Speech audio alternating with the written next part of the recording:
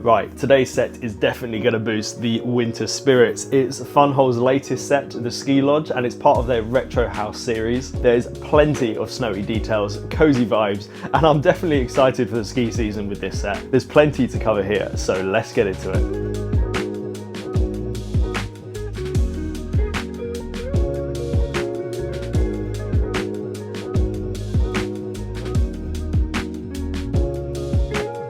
Just a quick thank you to FunWhole for sending me the set for review, and as always, all thoughts and opinions are my own. So the Ski Lodge is part of FunWhole's Retro House series, and this build in particular is based off of a traditional Nordic chalet.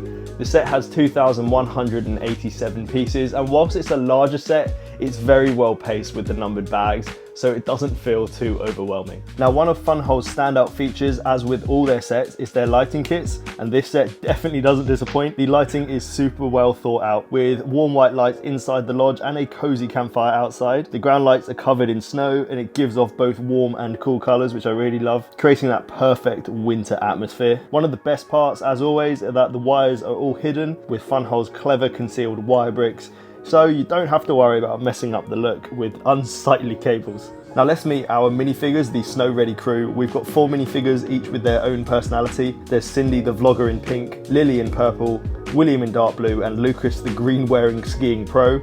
Some of them, like Lucas and Cindy, have got 2 faces in this set, which I think is great, and it really helps us kind of switch up the expressions depending on the actions. I know I mentioned about introducing 2-sided faces in a previous video. It's so cool to see this actually happen now for a FunWhole set. Cindy has even got a selfie stick for vlogging her snowy adventures, and of course everyone's equipped with the essentials: skis, poles and snow boots.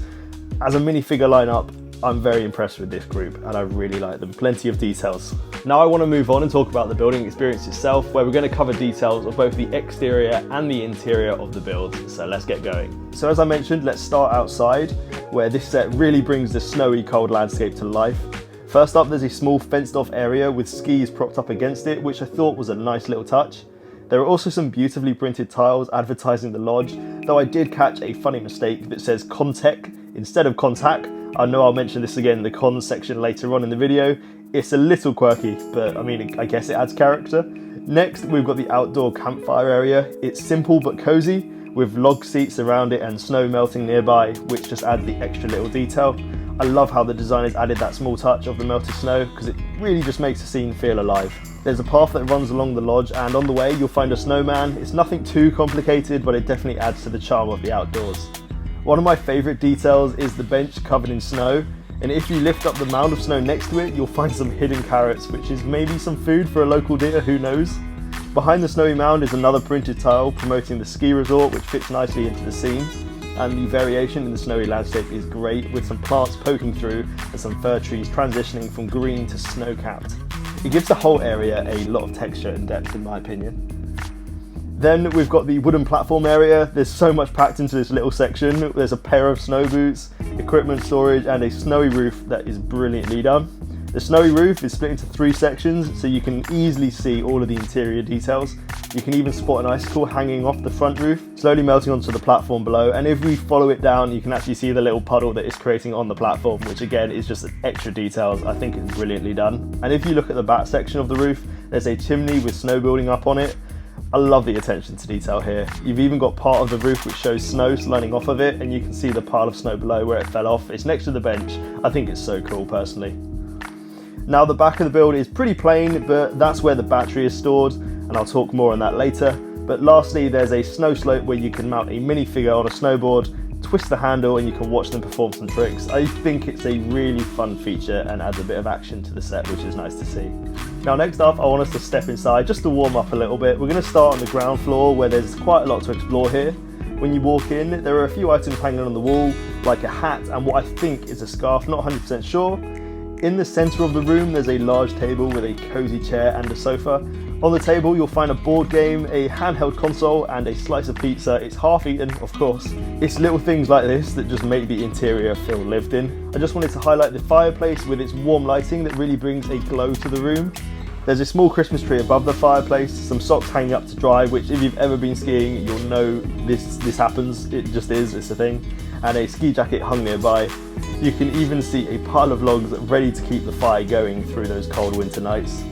On the wall there's a guitar hanging up, and next to it is a pad printed tile. You'll also find a cupboard storing a first aid kit and snowshoes. There's also a nicely stocked bookshelf, and one of my favourite tiles in this set is a detailed map of the ski routes.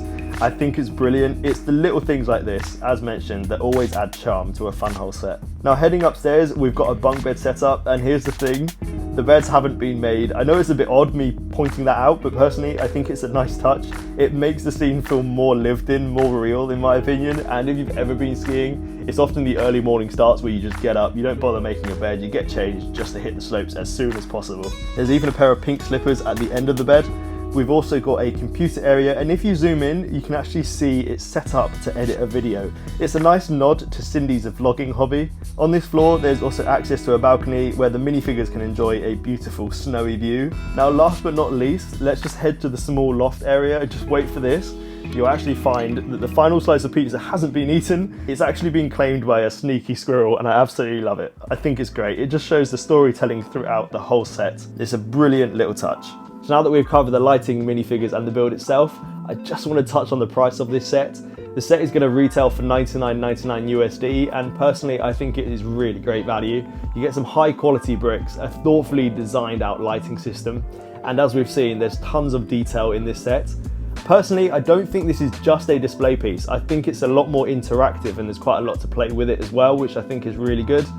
I would highly recommend this, and if you are looking for an extra little bit of a discount on this set or any other FunWhole set, I've left my affiliate link down below in the description. So with all that covered, let's now just touch on some of the cons that I found with this build. First, as I mentioned, there's the error on the sign which says Contech. I think it's a spelling error and it should say contact because it then has the number afterwards that they should be phoning. So there is a printing mistake there. Another pad printed tile that I had a little bit of an issue with was the board game. Personally, I think although it's got lots of detail, the word board game on the tile is just not very creative. I think it would have been cooler to see maybe a play on words with FunWhole or bricks or something, just to give that board game an actual title. I think would have been nicer. Now, just moving outside to the campfire, and whilst it's a cool idea and it's been executed fairly well, I did have an issue trying to place the fire pieces in and have them actually stay in place. I actually found after a while of me trying to place them in that the translucent piece next to it actually started to crack a little bit, so that's just something to be aware of. Now lastly, I just want to mention the battery pack, because I know I said I'd cover this a little bit earlier on in the video. For me, having built a few FunWhole sets now, I've noticed that often the battery packs are actually hidden within the build. In this case, it's not hidden, which I think is a little step backwards. The build itself, so the house section, is actually on an elevation, so maybe they could have put the battery pack underneath it. I'm not 100% sure why it's been mounted onto the back of the build, but it is what it is. It doesn't actually take too much away from the build.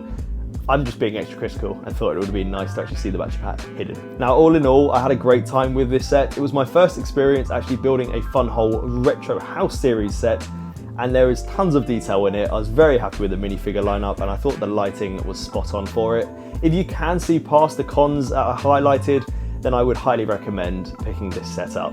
If you did enjoy the video, be sure to hit that like button. Let me know your thoughts on this set in the comment section down below. And if you're new here and you want to support the channel, maybe consider subscribing. As always, I'll see you in the next one.